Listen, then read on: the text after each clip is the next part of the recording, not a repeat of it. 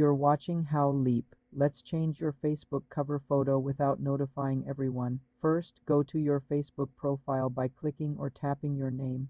Hover over or tap your existing cover photo. A button that says Update Cover Photo or a camera icon will appear. Click it. Choose whether to upload a new photo, select one from your albums, or reposition your current photo.